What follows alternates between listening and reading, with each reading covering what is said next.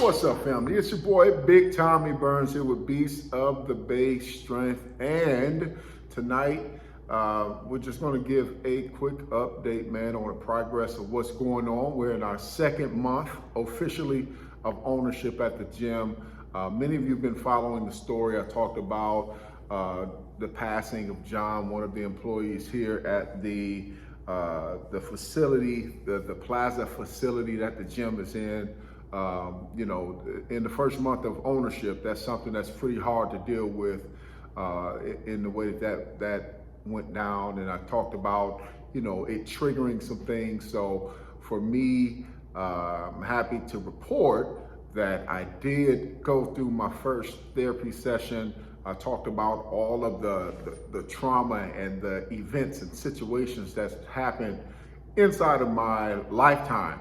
Next month, October 25th, I'll be 40 years old. And in these 40 years, I've definitely been to well over 25 plus funerals, unfortunately, of family members and close friends. And at some point, I just had to make the decision to stop going because it would re-trigger everything that had happened. And I've learned that over many years, I've done good at kind of sweeping things under the rug and managing my emotions. And for those of you that know me, man, know Big Tommy Burns, you'll notice that when things get to a place of chaos and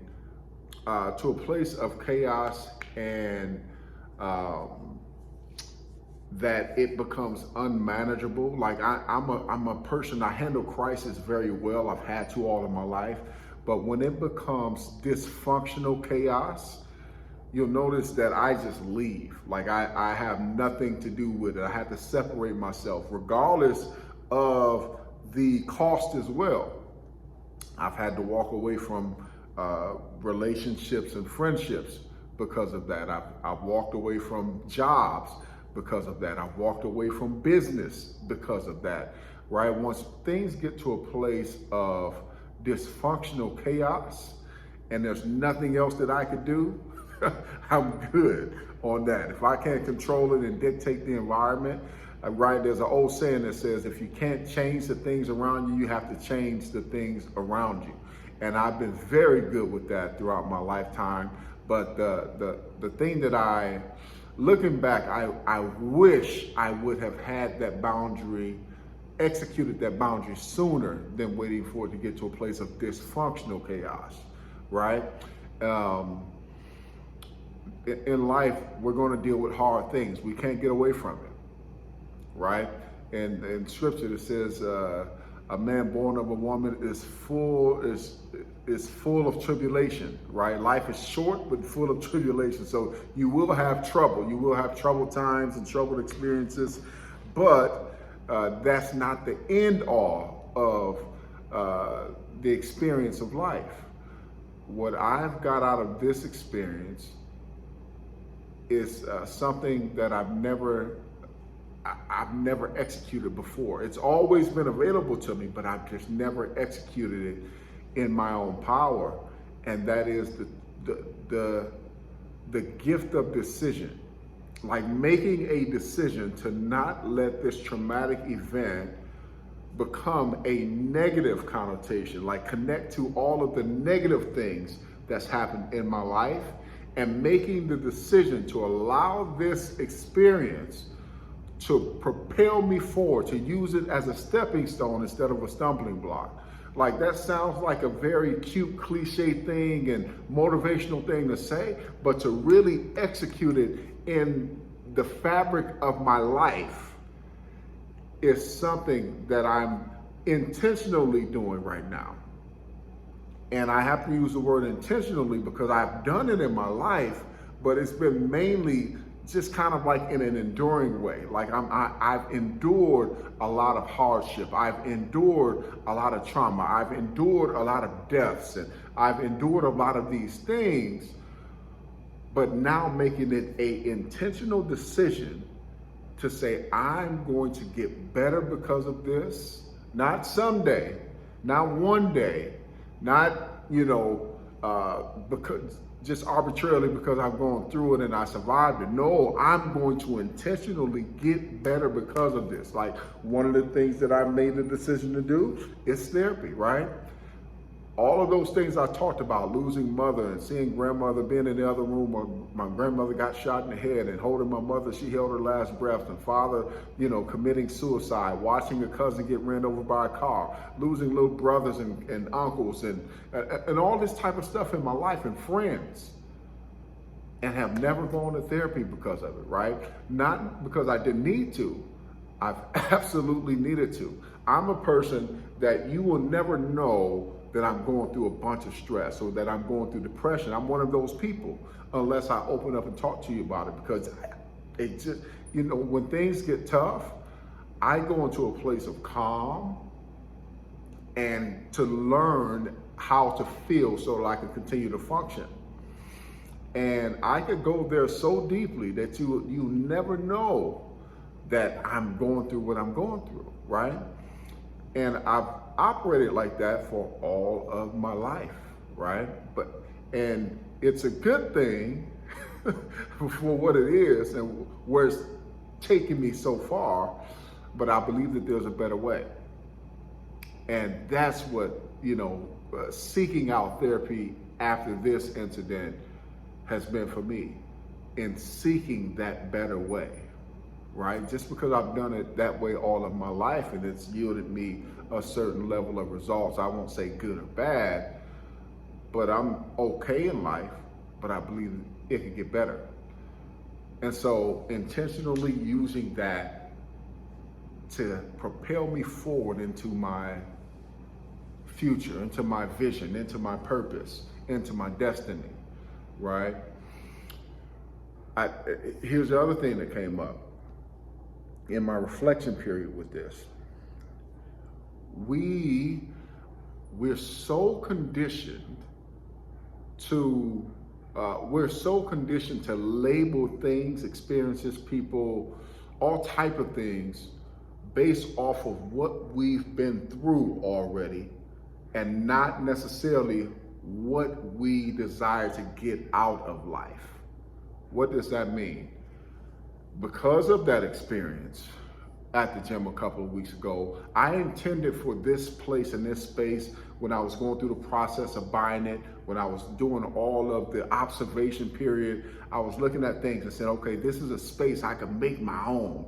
I could create an experience here that's not just great for clients and members, but I can create this space into my own space, the space with energy that I want to infuse in it, and a space that people could come and be empowered. They could come and feel connected. They could, like, all of this stuff, right? And then within the first few weeks of ownership, John passes away at the gym, totally out of my control. He's in the parking lot. I can't do anything about that.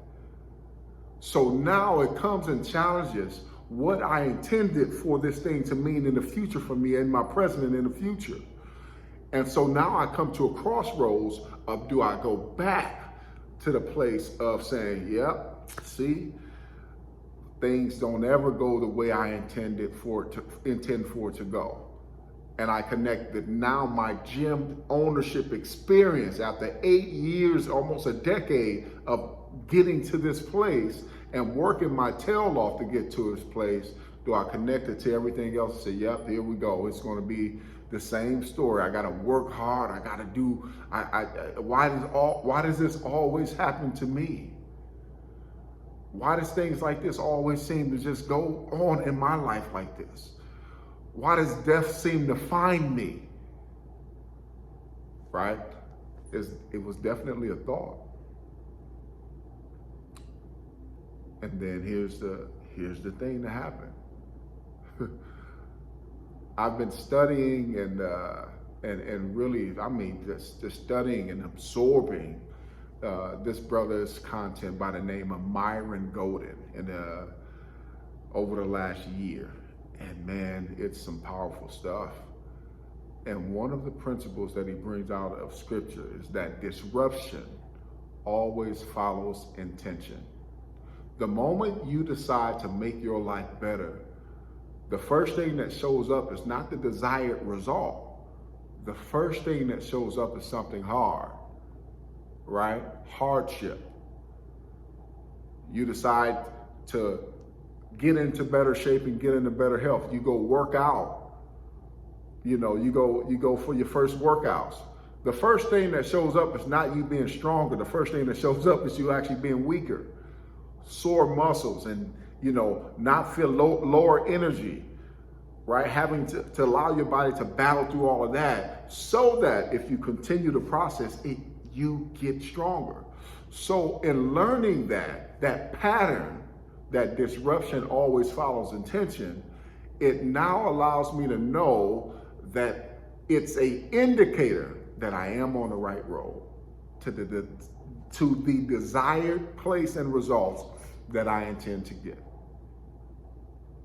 And so because of that, knowing that I'm on the right road, even though it was one of the most unfortunate things that could have ever happened outside of my control, I could move forward with connecting that experience to my past and bringing my past forward to my present, or I could move through this experience from a more empowered, what I just said, that's a disempowering point of view and perspective. Or I could move in an empowering view and perspective and pull my future, my desired future, into my present and say, this is how I'm going to operate because that's who I know I am. That's what I desire to create in this space. That is what I desire to have in this place and in my life. So I'm going to pull my desired future to my present with that energy and let that person, let that Big Tommy Burns make the decisions for me right now. I know I just said a lot, right? But that's what's happened inside of my psyche. Is I made a decision. Decision means death to all other options, cutting everything off and going one way. I made a decision that I'm going to live an empowered life no matter what. No matter what. And in that, what's going to happen is those people that get a chance to be around me get a chance to benefit from that. My family, my kids, my wife, my team here at the gym, members, clients, community members, they get a chance to experience and empower Big Tommy Burns because I made the decision that whatever happens to me is going to happen for my good, and then I'm going to make it all good, right? So yeah, I think I'm going to land the plane there tonight. Man, I thank you all for all of your support, your encouragement, your prayers, your thoughts, your wishes of well and wellness for me